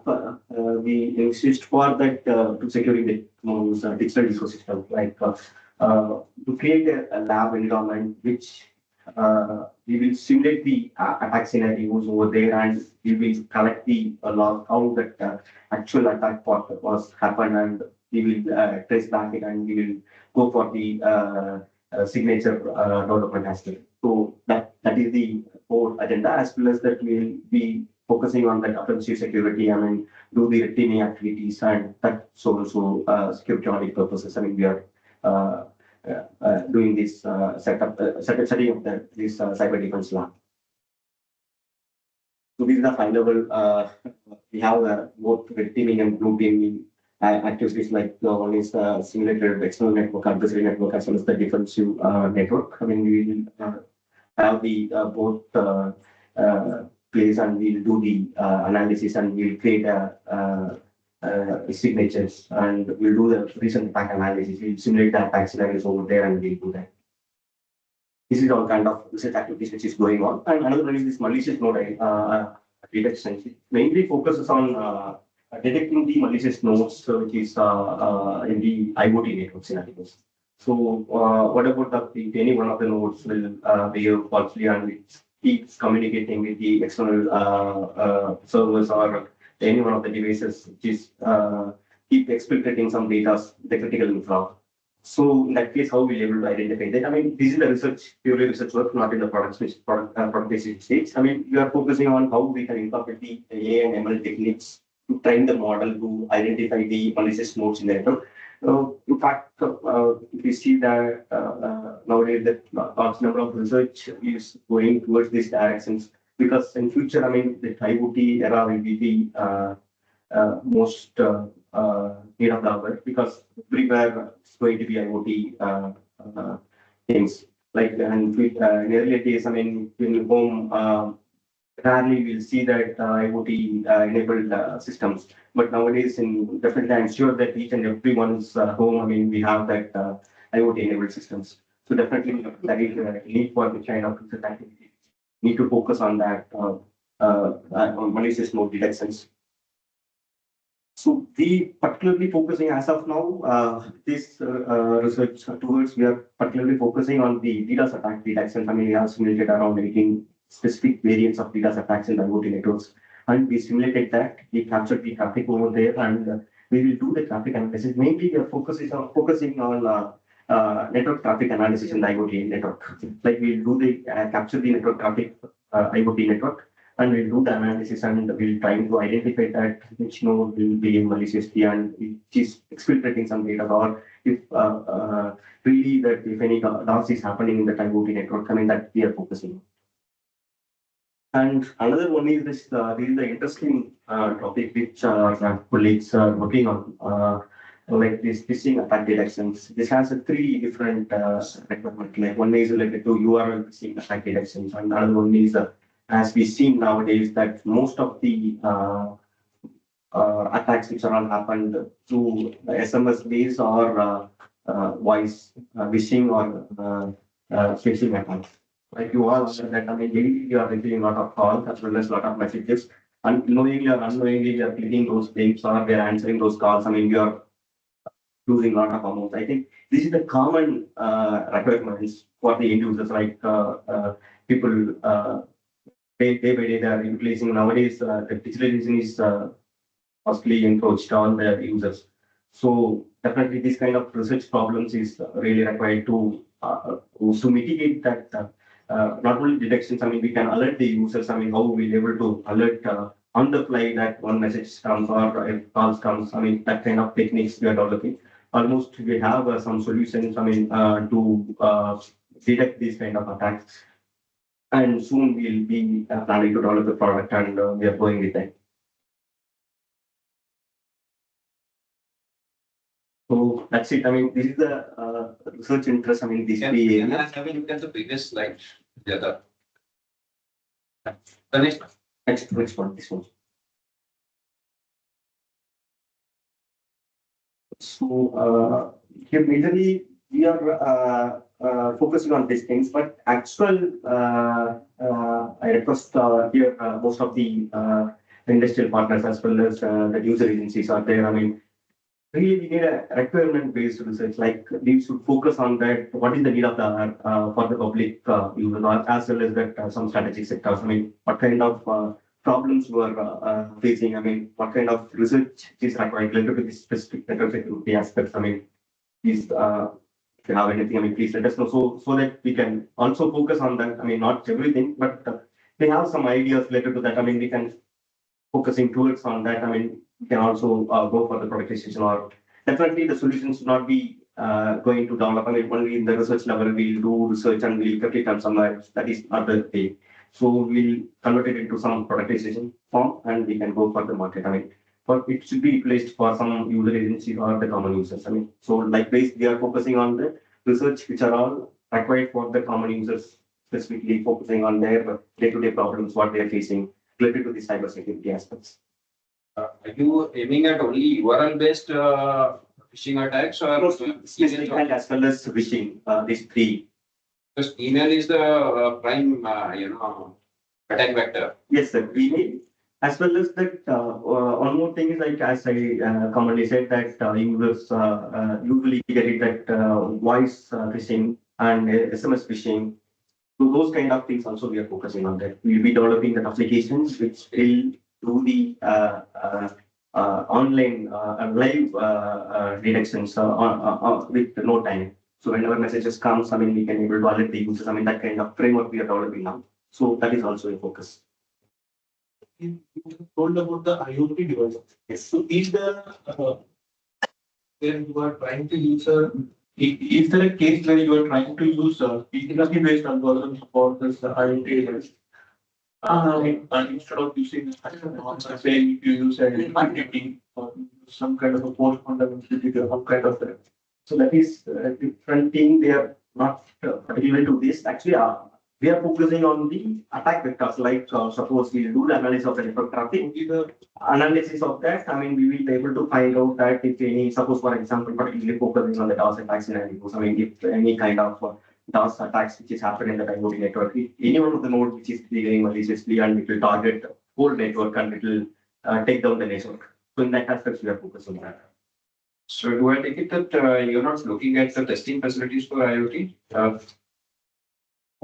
You see, to detect malicious IoT nodes, specifically look at only network analysis. Yes, the network traffic analysis. What about testing of the IoT devices themselves? You mean that firmware analysis? Before implementing them into a network? Yes. In the sense, I mean, we wanted to look into that firmware aspects of the IoT device. I mean, how it actually is.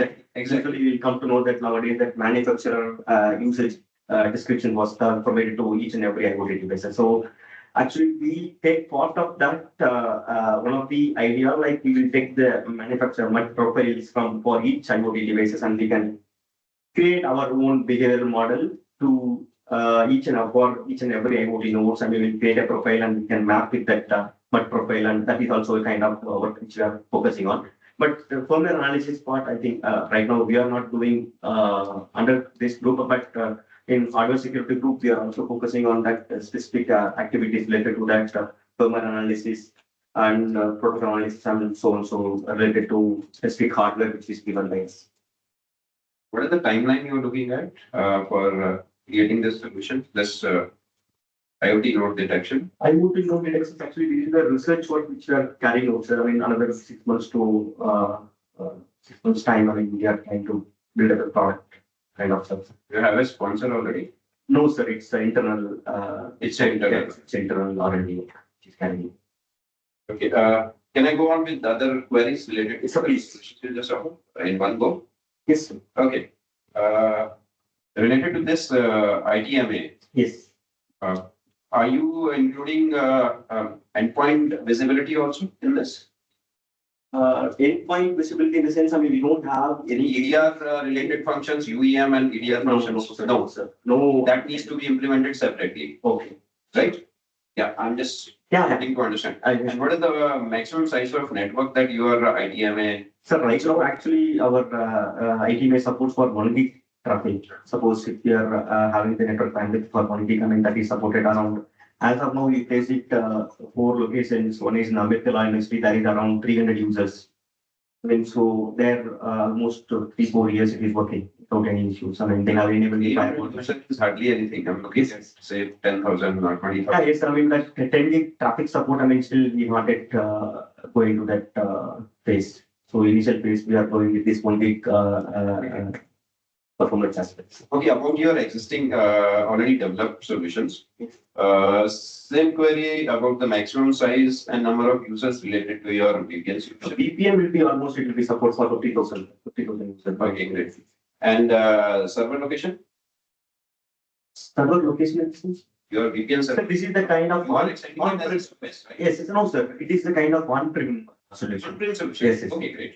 It's for any individual organizations. I mean, they can go for this. I mean, they can provide these solutions for their internal infra management, as well as remote access purposes, or they wanted to create a separate segment for their whole network connectivity. So you would be establishing on-prem. Yes, yes, sir. And you mentioned Android, Windows, Linux, Yes. not iOS. iOS is under development, so which is recent progress on this one.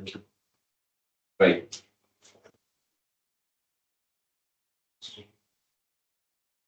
Yeah, okay. I'm done.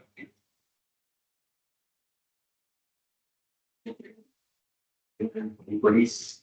Anyway, we'll show you the demonstrations. I mean, please, who are interested about this product solutions, will please have a look at our open house place, the Faisal Lab, where you can have the demo, and definitely you'll get to know what really it is. I mean, whether it is really useful for your purposes, or if any requirement changes, definitely we are there to help out, and we customize the product and we can go with it. Thank you. Thank you so much. Thanks for the opportunity.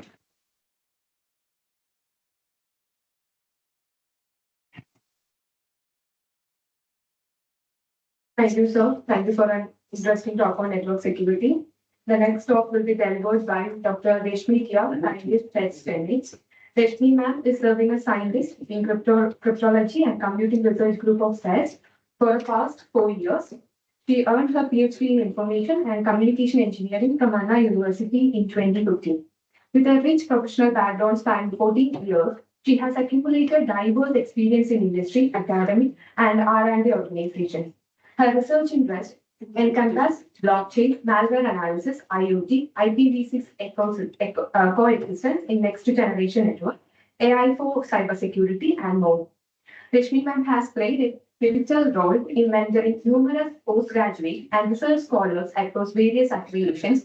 Currently, she holds the status of a recognized supervisor by the Center for Research at Anna University, actively engaged in professional societies and associations such as ISOC, IAENG, among others. She has contributed significantly to the field. Her scholarly work includes authoring numerous esteemed journals, book chapters, and conference papers. May I now request Dr. Reshmi ma'am to deliver the talk on blockchain security. So much. Very good evening. Due to the limitation of time, I'm just trying to push it as quickly as possible. So there will be two agenda points on my discussion. one on blockchain security and another on an AI for cybersecurity and cybersecurity for AI. Both are the domains on me and like my team works. So to start with, I'm just starting with the blockchain security. So when we talk about blockchain, generally there is a two category that everyone speaks on, permissionless and permissioned. So many people are aware about crypto coins and the different agencies which works on this crypto coins like Bitcoin, many, right? So they are all said to be the permissions blockchain. So there, the other name, what they mean for the permissionless is public blockchain, where all the people have the complete liberty to see all the transactions and the ledger is completely transparent. Any person who is anonymous, even without any identity, can get into the network and do a transaction or see whatever is happening in the network. So when we see on the private blockchain, that is otherwise called as permission blockchain, there all of the nodes which are getting into the blockchain should have an identity, and there is an authentication mechanism with which they get into the blockchain. And these are like having ledgers which would be transparent or which can be kept with an access mechanism. So everyone will not have the privilege to see the ledger or the transactions. So there is a limited way of doing a functioning when it comes to a permission blockchain. So whatever the services right now, what we say in India is hosting as an application over blockchain, it's mostly on with the permission blockchain. So there are multiple frameworks that are available. So the very popular framework is called Hyperledger Fabric. So we and our team are working on the Hyperledger Fabric framework. So when I told about permission blockchain, I told these are like distributed ledgers which requires permission to access. So these are not open to public, and whenever there is a governance required to understand who should have the ledger access, this will be decided by a governing body that sits and have a complete set of policies regulated on that. So you can see these are nodes, they are having ledgers, and with the consensus mechanism, they will have the ledgers syncing up and updated with each other. So in this, the scenario is that all of them have ledger and all are given a permission with a consensus mechanisms. So these are the key features of a permission blockchain. So it has an access control, as I told, there is an identity management. So these are controlled with some way of digital certificates or some type of a cryptographic keys and other authentication methods. So morning there was a discussion. Mostly currently what we are using is a classical method of key authentication. So we have some explorations on PQC based also. So that is an ongoing in-house project that we are ongoing with. And when we talk about the network governance, there are bodies, as I told, who will be regulating the policies. And based on that, there will be a maintenance and also governance. And this is a consensus mechanism. There are by default protocols that are available. For example, like RAP or distributed proof of stake, etc. So with which they will have a integrity check and mechanism to see the ledger is working fine and without any fault issues. And when we talk about privacy and confidentiality, as I told, these have some mechanism of taking care with a key authentication. And there is one more mechanism called channel, with which you will decide on which channel each node will participate. For example, like a VLAN concept, what you have in a network, you will decide on the cluster which uses which communication. So for example, if you have 3 clusters, one will have a completely connected network and second will have only like few categorization of communication. So the peers will have 1, 2, 3 channel access based on the governance policies. So this categorization may be based on a hierarchy or based on some domains. So that level of a privacy can be even taken care with the help of a permission blockchain. So smart contracts, these are the codes that is executed. This is a predefined agreement that you will sign off based on the application. So whenever an application is getting hosted onto a blockchain, the major part that comes as an implementation problem is that to define or implement a precise smart contract without any vulnerability. So when you see on to the study of attacks that has happened on blockchain, you can see that the major issue was a compromise on the smart contract. So a smart contract is a piece of code which has to be executed as an agreement before doing a transaction or getting into a network. So this has to be done without any vulnerability, and this is seen as a heart or core part of your permission blockchain. So just a case study to understand, because many of them speak on to understand how the application is getting hosted onto a blockchain. So this is a small case study where the general saying is that supply chain, when it is getting hosted over blockchain, they are more secure. So how it works, you can see A, B, C are three companies. They are getting into a supply chain. So they have three roles. A will be producing the products that need to be assembled to get into the final product. So B is the company which assembles it and then produce the product. And C is the person who distributes the product. So here you can see A will be updating a block that is saying that this is the quantity of the product I have and this is the quality assurance that I give. So this is recorded as a transaction and it gets into a block, and this is immutable. So once it gets logged in there, B and C, who has a transparency in seeing this block, will understand that this is the quantity available and with which I can do a manufacturing. And if it is getting assembled, C understand that it can be distributed as a product. So there is a transparency on the A's logged in input into the block, and B is very confident that it is immutable. There is no claim that it can be changed over. So it is an assurance given by A.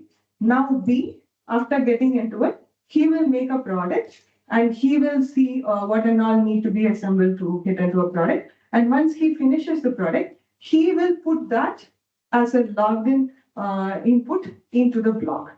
And this is also transparently seen by other entities like A and C. Now C understands that product has been already finished and it has logged in, and now C can start his distribution. So completely there is a transparency of all the logged in information by A, B and C. So even if something is going as a fault on each of the companies side, it is completely transparent. So there is no transparency issue on how the supply chain works. This is how the supply chain works over a blockchain. I forgot to tell you one thing, sorry.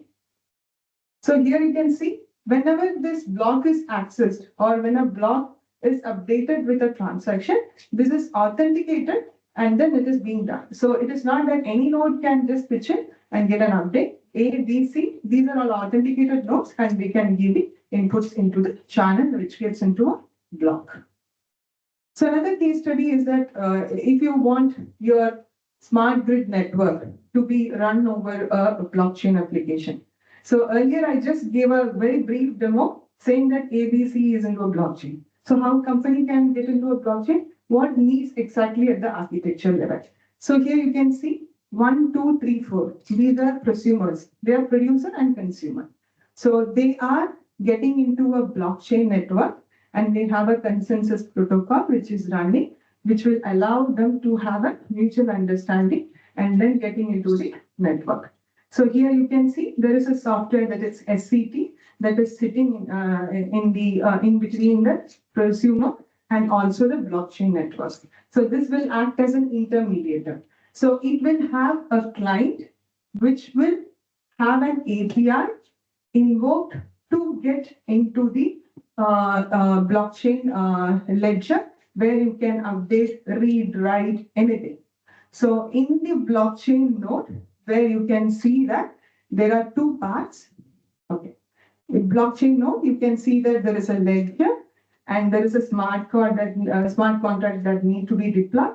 And there is one more API interfacing with which the client will invoke and do the updates. So this is how the architecture will look like. So here you can see there is a smart meter connected with the client, which will read the data and which is fed into the blockchain with the help of the APIs invoked by the client.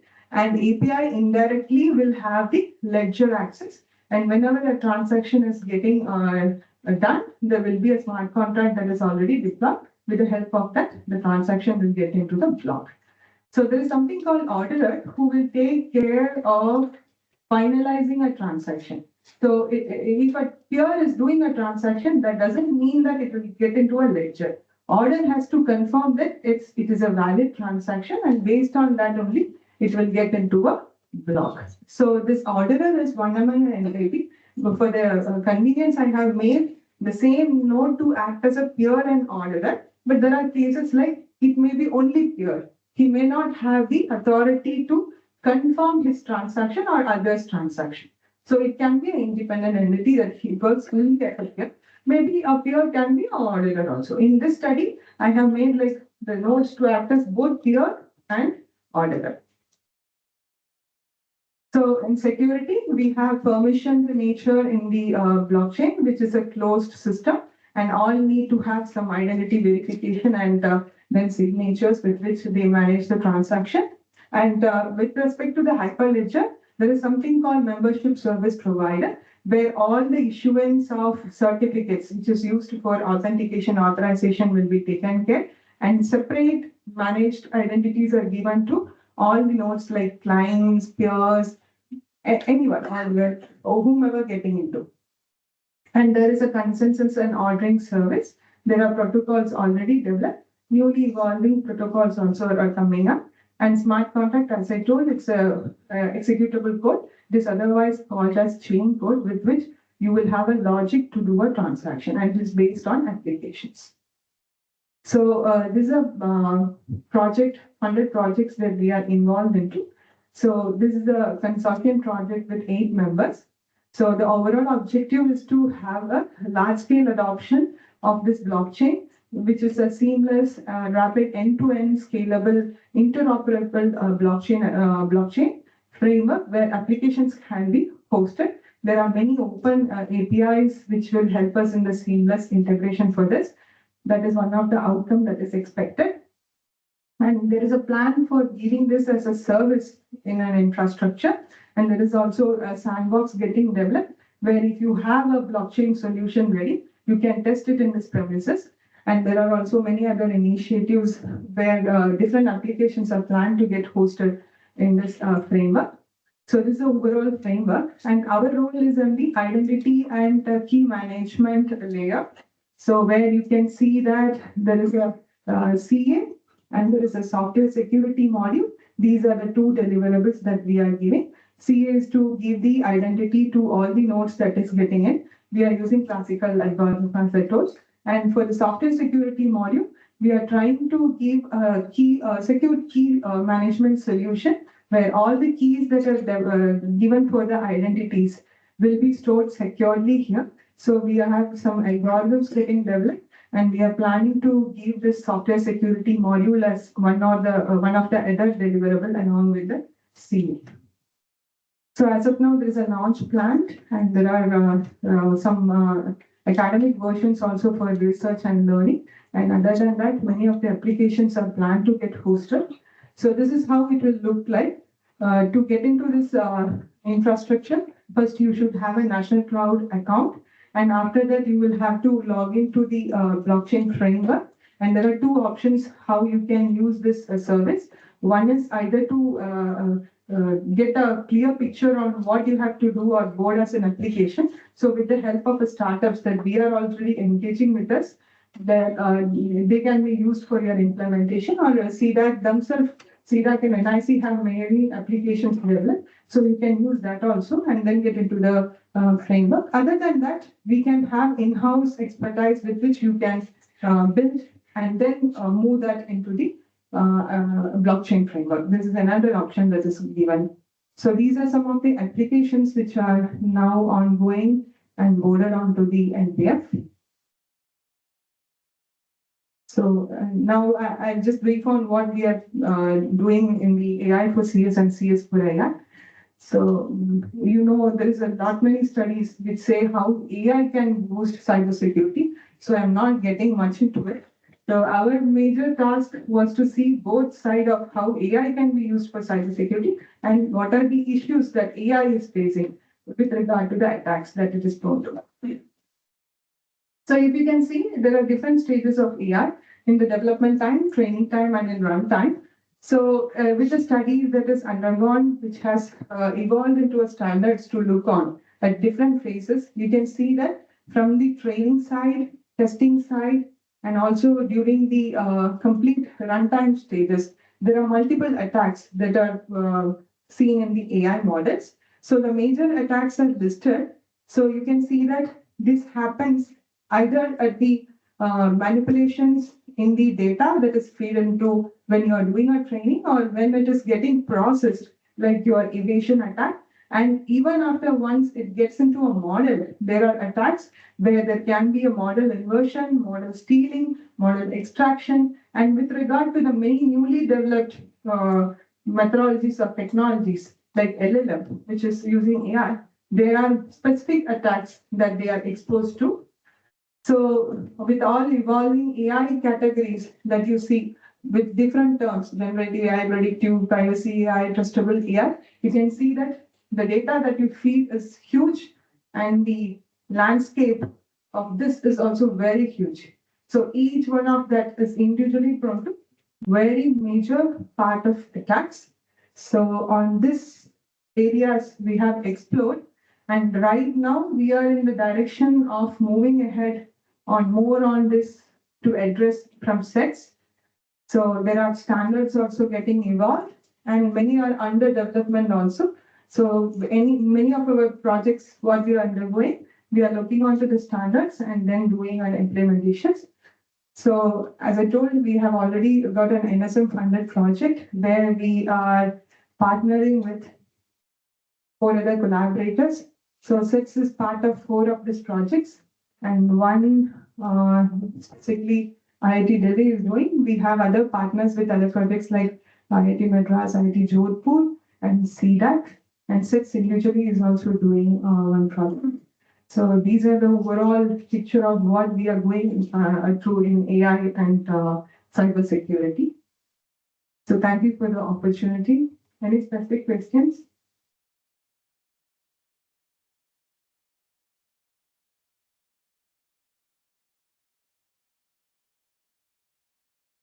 Thank you so much for the opportunity. Thank you.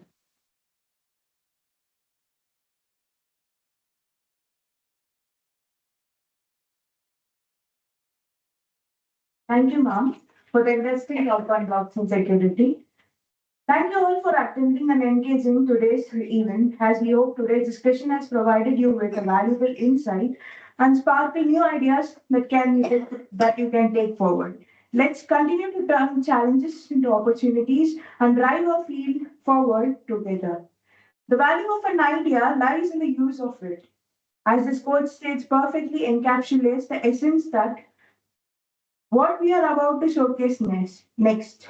Ideas and innovation are most powerful when we put into action. And with this in mind, we are excited to extend a special invitation to all of you present here to be immediately assembled in the Wiser Lab. And it is a unique opportunity to see our latest products and innovation in action. Please join us for the open house demo. And those who are interested in viewing the labs can view them. Thank you.